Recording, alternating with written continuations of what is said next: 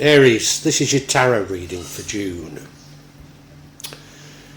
Now, there were things going on in May for most signs that concerned me somewhat, but I was purposely not getting too concerned. However, June, I think there's much greater cause for concern. The central card now, which dominates the reading, is that of the Tower. Well, the Tower is a necessary thing, but you've built your beliefs. Whatever it is, you've built your life on the wrong foundation and it needs to be torn down and you need to begin again. And indeed, just look below it to the right. We have the Fool card, which is about starting all over again. As I say, you shouldn't really see it negative because it was necessary. Bottom right, we have the Ten of Swords. This is the past, but you were stabbed in the back. Was that another beginning? Maybe it's the same one we're talking of. Maybe it's the same one we're talking of. I'm not sure. You've got a natural curiosity. You're looking for something different now. And that's to be applauded because, you have to look for something different. Now, what leads to the outcome is many blessings, a degree of joy, a degree of happiness. But could it be referring to hedonism? I wouldn't normally see it in that way, but, well, when we see what the outcome is, you'll understand. And what changes the outcome is the Justice card. And this is justice rather than judgment. So it could even be a court case, but it's justice. Is it coming for you or is it in your favour? I couldn't say at this stage. But it does alter the outcome, and the outcome doesn't look to be a favourable outcome. The Five of Swords, which I'd normally associate with poverty, or it could be a lack of friends, could be both. Let's look at each of these cards individually.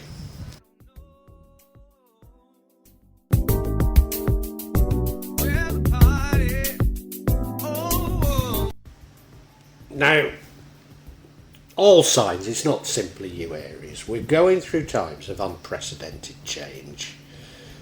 I think we're all aware of this now. Even Taurus, who's so often preoccupied with what goes on with themselves, has realised it. But you've known it for a long time. And that change does mean beginnings and endings. And so this reading is dominated by an ending. It's going to be sudden, it's going to be abrupt. But particularly at times like this, we should actually see it as a good thing, even though it won't probably be that welcome. And it's because you've built on the wrong foundation. I don't know if this is the way you lead your life, beliefs, what it is, but there's something that you're doing wrong. And it needs to change, and the change is being brought about by the universe, God, Allah, whatever you want to call this force. But it's for your benefit. All you can do when this happens is rebuild, and hopefully rebuild on firmer ground. And this runs throughout the entire reading. So I need to recognise that energy as we go through everything.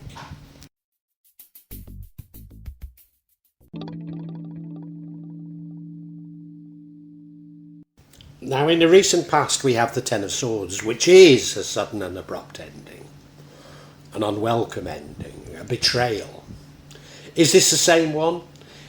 I think it probably is, but these are, as I say, these are times of unprecedented change, and we do seem to be getting endings and beginnings happening with incredible regularity at the moment.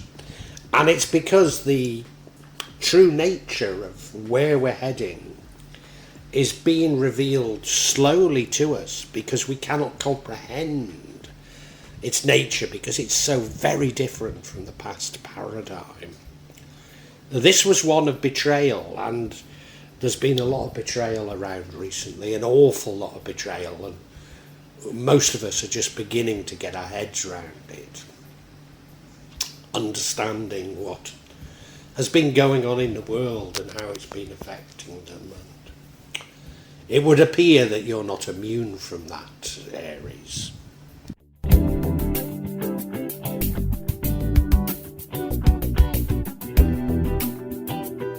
And after an ending, what do we do? Well, we begin again, which we're going to see in a second, but we also sort of search for something different, search for something creative, look for some sort of inspiration. And that's exactly what you're doing, and it's exactly the right thing to do. You're saying, well, you know, if that was built on false assumptions, false premises, then I need a very different way of seeing things.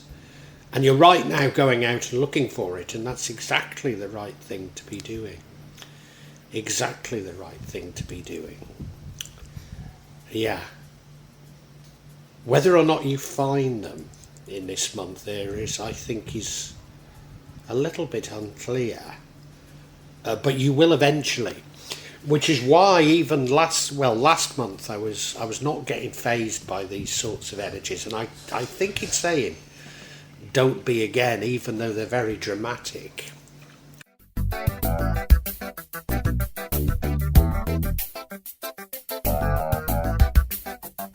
And why I'm sort of trying to keep calm and stoical despite such dramatic things going on in the universe, not just for you, Aries, for everybody. Why I'm trying to remain stoical is there always does seem to be hope in the future. And in your future, we have the Fool card, which is, I think, exactly the right thing to be doing. I mean, it's starting afresh, which clearly is the right thing to be doing. But the Fool is a bit more to it. It's a wide-eyed innocence. It's going along, it's submitting. It's enjoying the journey for the sake of the journey, not necessarily having a firm purpose. And what the universe has been doing, particularly last month and this month, is tearing down these beliefs. So a bit like, I was talking about the tower, the need for you to change your beliefs or way of doing things is coming out very strongly. So simply submitting and going along for the ride is exactly the right thing to be doing. So this card does make me very positive, even though I'm sure, Aries, that you're going to find June a difficult month. I think there really is hope. There really is hope. And how can I put it? Well, my actual, even though I always say I'm a Muslim, which I am, I'm actually a Kajawan. And Kajawan beliefs are made up of 7 veils. And each veil is more complicated than the last and contradicts the previous. And I think the universe, God, Allah, is revealing to us the direction in that way. So it keeps revealing a paradigm only to knock it down because we couldn't comprehend where we need to be heading if it was given to us all at once.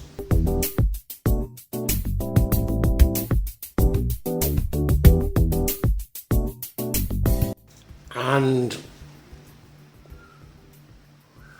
I'm not too certain how to understand this next card.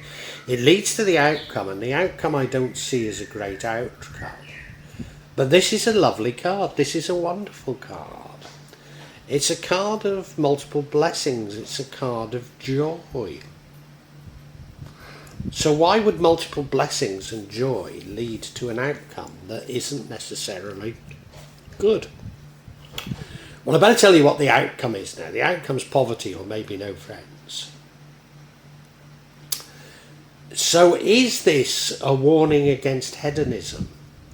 Certainly the universe, for other signs, has been suggesting that temperance is the right thing to be doing right now.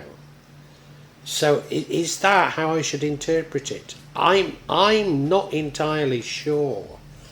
But you know, I think it is going on. It's all a part of, me saying that we cannot understand the direction without going through a number of iterations, each increasingly complicated and contradicting the last.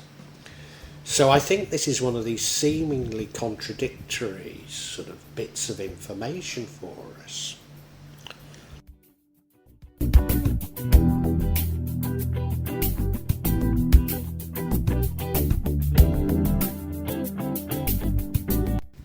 Now what would change the outcome is justice. And this is justice, not judgment.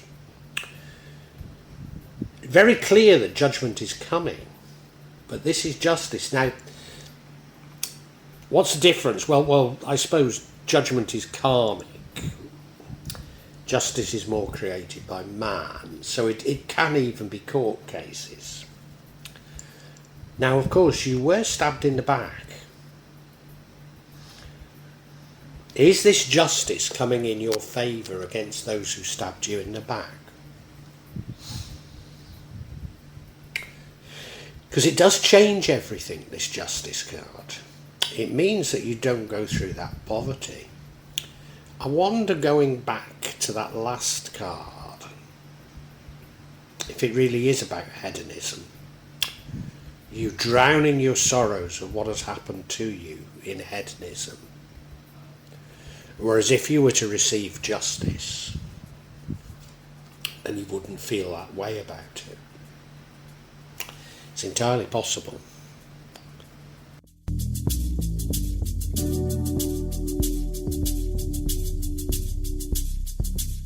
Say the outcome is what I'd normally call poverty.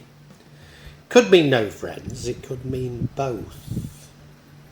But I'm most often associated with poverty. And what I always say is that poverty is a mindset. You get into a poverty mindset and that becomes self-fulfilling, and therefore, this poverty that you perceive becomes even more real to you. And yeah, I think that idea of poverty mindset is very important here. And if you have been drowning your sorrows, if you have been hedonistic, then you could see how this poverty mindset could come out of it. Whereas if you were rewarding something for your losses, say through a court, then it would be very different. What I want clarity on is, I'm going to seek clarity on this tower. Because even though, there's a lot of somewhat loose ends in this reading, I think if we understand the nature of the tower, then things should fall into place. I don't know. So I seek clarity on this tower, and the first card we get is the Queen of Wands. Firm but fair, but it could be about setting boundaries. The next card we have is the Empress, the Divine Feminine. Could be about pregnancy. This rendering certainly looks pregnant. And the final card we get is the Ten of Wands, shouldering the burdens of the world, struggling a little, but knowing an end is in sight. At a sort of conceptual level, it all makes perfect sense, but in terms of clarifying, I'm not certain it does. Let's look in more depth at these.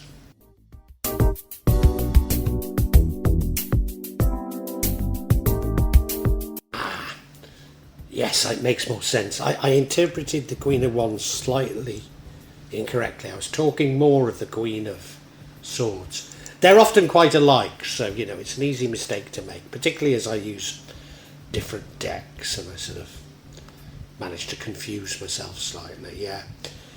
Yeah, Queen of Wands is somebody that works with others, somebody that's good with others, but to a certain degree could be accused of using others. Does this apply to you? I think, it does. It doesn't necessarily mean that you're a bad person. It means that you can have a slightly manipulative streak to you, often for the good. But if you look at so many things that are wrong in the world today, they're not necessarily caused by evil, even though it's tempting to see it as evil. They're caused by people believing that they know what is best for others. And I think there's a degree of that within you. Therefore, is this justice card against you? It could be. We don't know. We don't know.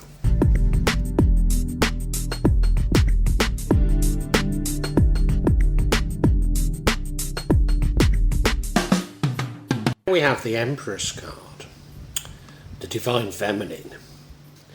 This particular rendering, she looks pregnant, doesn't she? And it can mean that, but I don't think that's what this means at all. She is somebody that likes the best things in life. And just like the last energy, I don't think that manipulation that you engage in is through greed or even... Well, it's got to come from the ego ultimately, but, not explicitly. And I think this is the same. You want to share the good things in life with everybody, but you do enjoy indulgence. And if you remember, we had that 9 of Cups that leads to poverty, which I said could be about hedonism.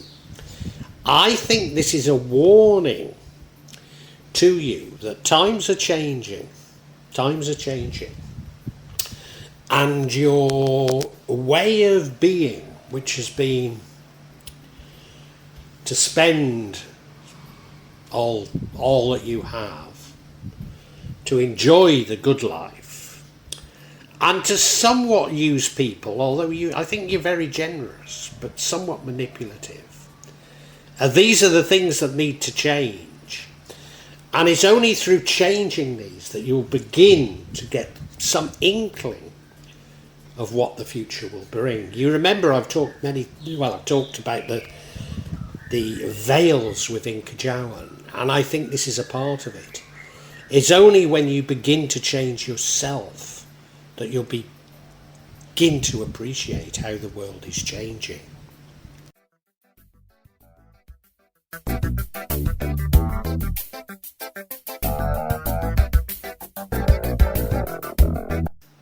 Now I'm going to tell you a story that seemingly is unrelated. Some of you may have heard it before.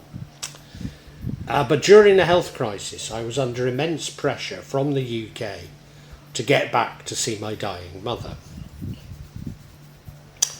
And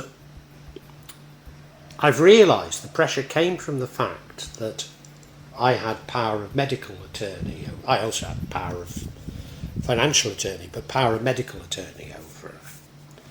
My mother had expressed a desire to be put out of her misery. I think that was knowing my mother, who was a narcissist, and a covert narcissist at that. It was much more of a cry for attention than it was an actual desire. But nevertheless, it was taken seriously, and my mother clearly had been in some pain. We don't know how much she was putting it on, but I'm sure she had been.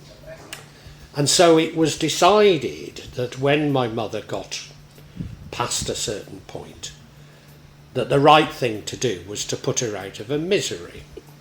Now in the UK that's done by giving them morphine patches, but they actually needed my agreement with it.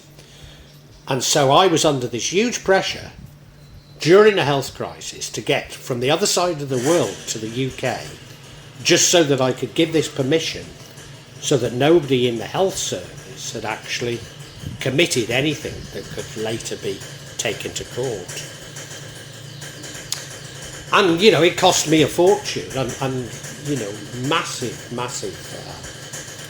emotional blackmail, etc., to go through it. Now, in between that happening is they did contact my cousins, and they shared that information with my cousins. And this card is about you having this immense burden on your back. So knowing that somebody needs to be, as it were, put out of their misery is a huge burden. A huge burden. And it resulted in the most disgusting, intolerable circumstances for me. And I think for my mother, if it had been known that my mother was a covert narcissist, then it would be realised that her expressed desire to be put out of her misery should not be taken seriously. And, well, it's all wrong. But that's exactly what this is. But it's the other thing about this card, this energy, is it's nearly finished. And it's nearly finished.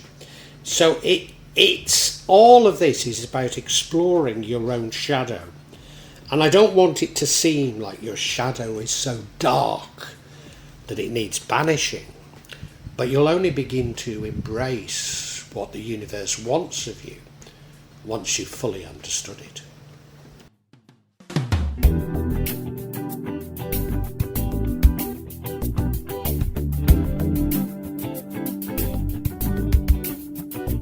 Aries, it's going to be a tumultuous June. There's no way about it. It's necessary. It's very necessary. In the past, I think you were betrayed. I think it was fairly bitter, and it brought about an ending. And you're looking for how you must be to start a new beginning. And indeed, after this month, you do start a new beginning in the correct way, with a wide-eyed innocence.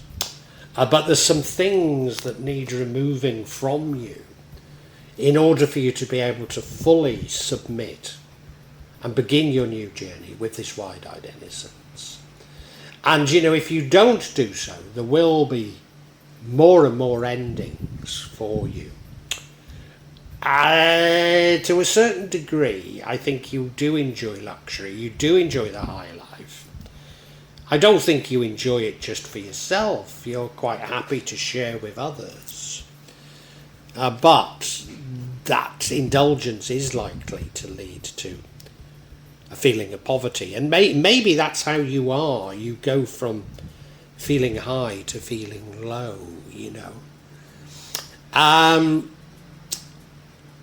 There is justice coming.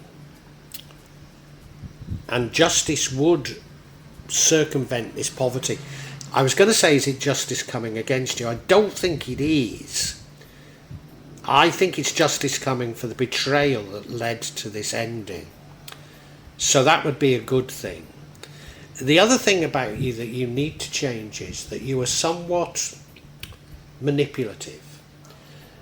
Again, it's a bit like this indulgence. The indulgence, you're quite happy to share everything with everybody. And in terms of your manipulation, you're actually very kind and manage to get the best out of people. But there is a certain manipulative streak in you. And all of this comes from the ego, and the universe, God, Allah, is wanting you to confront your own ego. Confront it and expunge it, as it were. Now, I think you know that an end is in sight. But to a certain degree, you're shouldering what you see as huge burdens.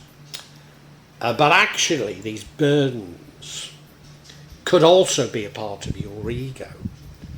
In other words, that you're so trustworthy, you're so clever, you're so compassionate, that you deserve to be carrying the burdens of the world. And that also is a part of the ego. How fascinating. So what the main message is that in order for you to understand the future direction, you yourself must change.